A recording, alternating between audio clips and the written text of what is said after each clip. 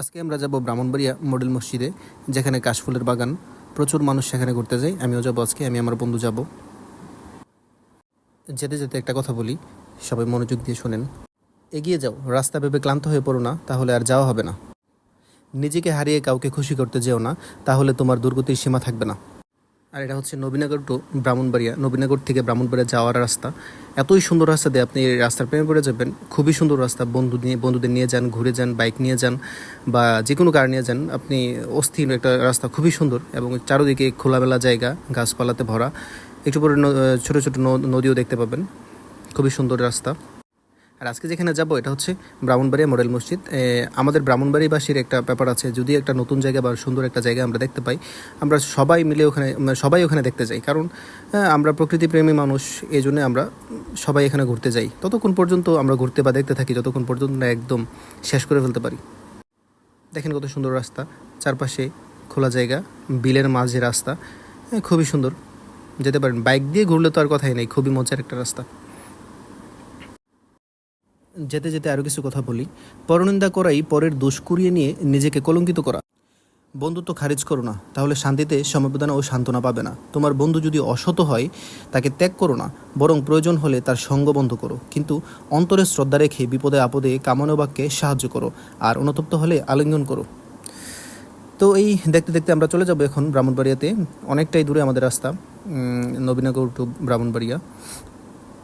যেতে যেতে প্রায় চলে আসলাম। এটা হচ্ছে ব্রাহ্মণবাড়িয়া কাউতুলিতে চলে আসলাম। এখন আমরা প্রায় কাছাকাছি, এখনই আমরা ঢুকবো।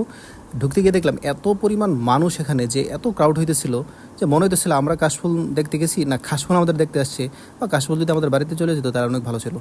এত পরিমাণ মানুষ, ঢুকতে পারতেছিলাম না গেট দিয়ে। তবে মসজিদ দূর থেকে দেখতে খুবই অ্যামেজিং লাগতেছিল, সুন্দর। এবং আমরা এমন একটা টাইমে পৌঁছেছি যেখানে একদম শেষ প্রান্তে, বিকালের শেষ প্রান্তে। আর 10 মিনিট লেট করলে হয়তো আমরা এই সূর্যটা পাইতাম না এবং এত সুন্দর একটা ওয়েদার পাইতাম না। আর আরও আগে গেলে যে পরিমাণ গরম ছিল, খুব সিদ্ধ হয়ে যেতাম। এই জন্য একদম পারফেক্ট টাইমে আমরা সবাই গেছিলাম। তো এখানে সূর্যটাও দেখা যেতেছিল এবং একদম সুন্দর একটা ওয়েদার ছিল। কাশফুলগুলো সুন্দর লাগতেছিল। এই লাল পাঞ্জাবিওয়ালা ভাই আবার হঠাৎ করে দাঁড়ায় বলেছে ও মানে মুরব্বি না, একদম ভাইরাল একটা ডায়লগ। তো সবাই আজকে একটু বাইক একটু জোরে চালালেও সবাই মুরব্বি রাখতেছিল এরকম। তো দেখতে দেখতে কাশফুল দেখতেছিলাম, মানুষ দেখতেছিলাম, প্রচুর পরিমাণ মানুষ। এত পরিমাণ প্রকৃতিপ্রেমী মানুষ যে ব্রাহ্মণবাড়ি আছে, আপনি ওইখানে না গেলে বুঝতেই পারবেন না একদম।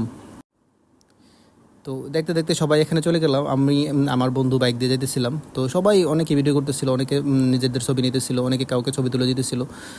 তো কাশফুলের ব্যাপারটা হচ্ছে, কাশফুল প্রিয় মানুষ নাই, সবাই কাশফুল প্রিয়। খুবই কম মানুষ পাওয়া যাবে যে কাশফুল পছন্দ করে না। আর এই সিজনে আমাদের প্রচুর পরিমাণ কাশফুল হয় আমাদের ব্রাহ্মণবাড়িয়াতে।